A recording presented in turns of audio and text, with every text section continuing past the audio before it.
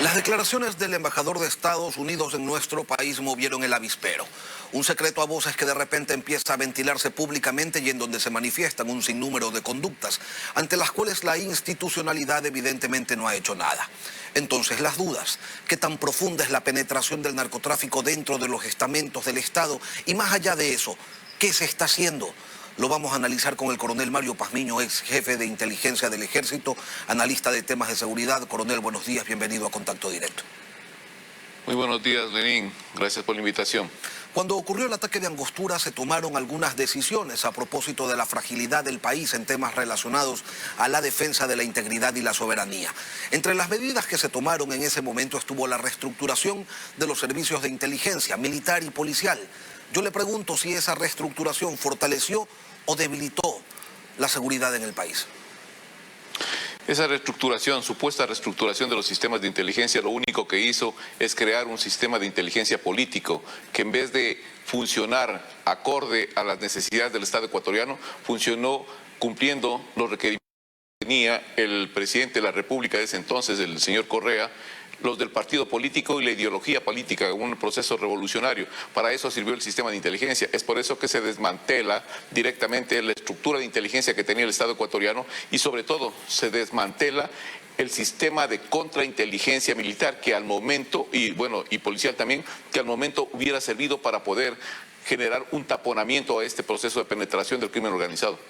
Ahora, ese ejercicio de ese ejercicio de desmantelamiento, las organizaciones delictivas terminan sacando provecho. Y si fue el gobierno de Correa el que desmanteló aquello, ¿por qué los siguientes gobiernos no lo han rehabilitado? Me refiero a los sistemas de inteligencia y contrainteligencia.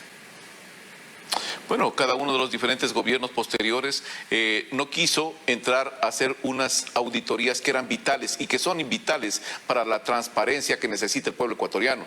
1.550 operaciones encubiertas, cerca de 475 millones de dólares gastados bajo el esquema de gastos reservados, un sinnúmero de equipos que hasta el día de hoy no se sabe dónde están. Se tenía que hacer auditorías forenses de esos equipos para ver para qué se utilizaron. En definitiva, un sinnúmero de acciones que los gobiernos, por temor o por no querer desentrañar ciertos elementos que estaban ahí en ese sistema de inteligencia que era una podredumbre total, pues no lo hicieron y no lo siguen haciendo hasta el momento.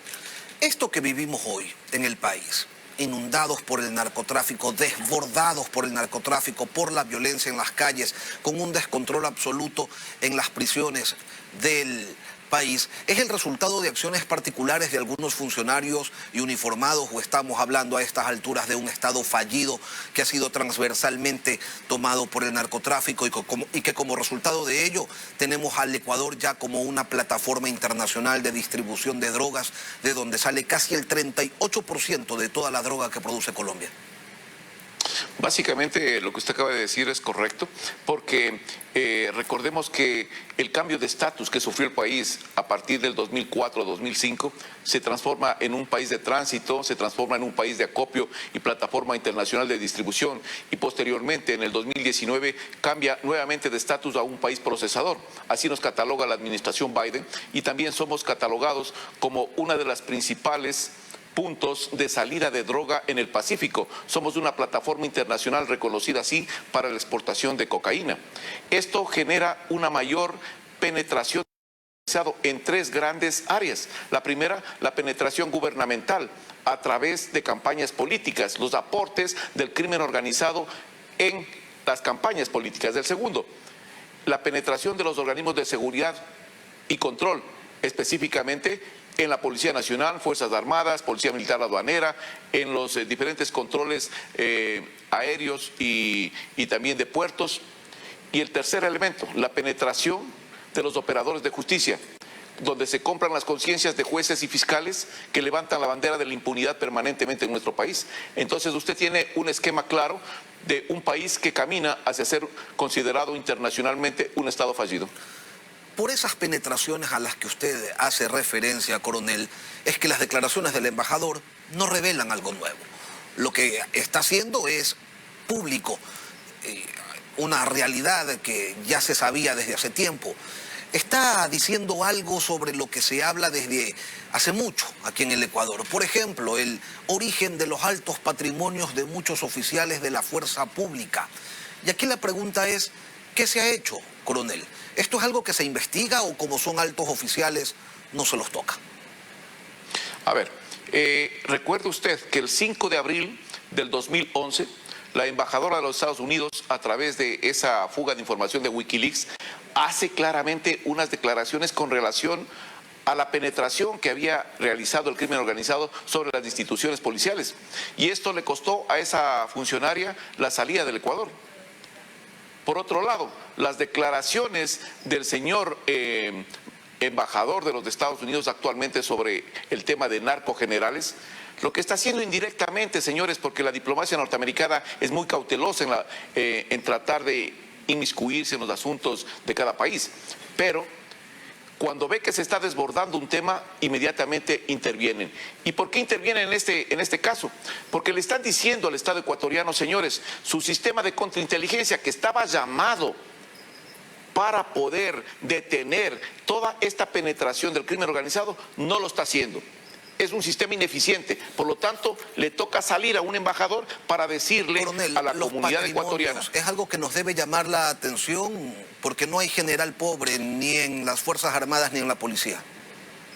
Es correcto, y eso se tiene que hacer una investigación pormenorizada y tiene que todos los funcionarios, en este caso policías y militares, abrir y aperturar los patrimonios para que sean pues de conocimiento público, porque como servidor público tiene el derecho de hacer sus declaraciones juramentadas y también tiene la obligación de transparentar todos sus bienes. Esto es un requisito sine qua non. ¿Pero quién investiga a los generales, coronel?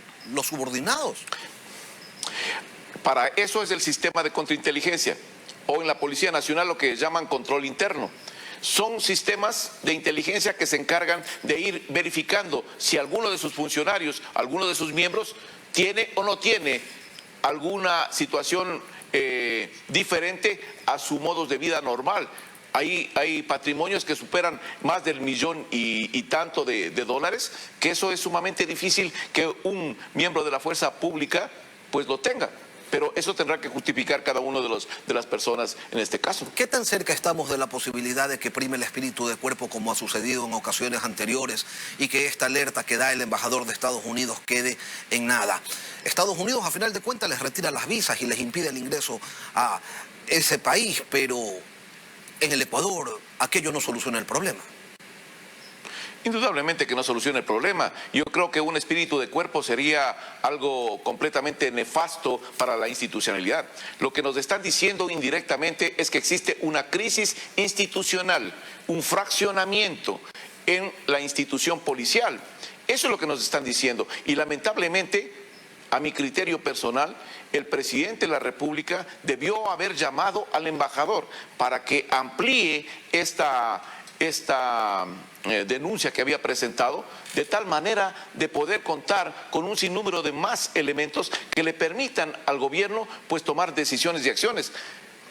La posición de 19 generales de dejar a un lado y poner a disponibilidad su cargo para una mejor acción de transparencia me parece correcto. Ese es el modo de actuar cuando alguien no tiene ningún tipo de inconveniente en que le revisen todas las cuentas y todos los procedimientos que ha tenido durante su carrera militar o policial. El problema es que en este país un escándalo tapa a otro. Hace pocas semanas un radar que se había instalado apenas unas horas antes allá en Montecristi fue desactivado y se habló en un primer momento de un acto terrorista. Existe la posibilidad de que sea una falla mecánica también. O sea, no hay claridad, no se sabe finalmente qué pasó con ello, pero ese radar que iba a servir para controlar el espacio en Manavilla, en una parte de Santa Elena, no está funcionando, no está habilitado y resulta que, bueno, tienen vía libre otra vez los narcos, ¿no? Lamentablemente, el señor ministro de la Defensa Nacional había ofrecido a los ecuatorianos que en máximo unos 3 a 4 días la Policía Nacional le entregaría ya el informe. Ha pasado ya aproximadamente un mes desde que se dio este nefasto suceso, en el cual hasta el día de hoy esperamos los ecuatorianos que se nos indique qué mismo pasó. ¿Fue sabotaje? fue una acción terrorista, una acción del crimen organizado. ¿Qué es lo que sucedió con relación a este radar? Al momento estamos con la capacidad de repeler cualquier incursión aérea. Se ha iniciado ya las acciones en la Asamblea Nacional por parte del gobierno para crear la ley de interdicción, un sinnúmero de elementos que están todavía en juego y que tienen que ser solventadas por la Administración de Defensa. Coronel, finalmente, 3 acciones urgentes, necesarias para solucionar este problema y no tener que continuar conviviendo con él.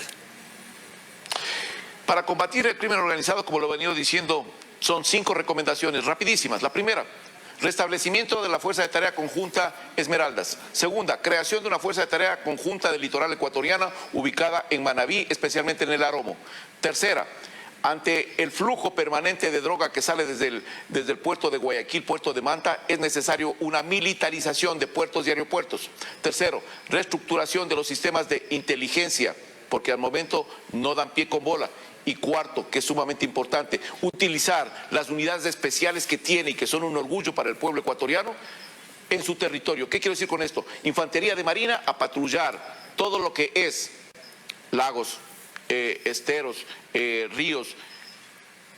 ¿Por qué? Porque esa es la ruta que conecta directamente el ingreso de cocaína a nuestro país para dejar de ser un centro de acopio y plataforma internacional de distribución. Coronel en servicio pasivo Mario Pazmiño, gracias por acompañarnos hoy aquí en Contacto Directo. Gracias, Len. Muy amable.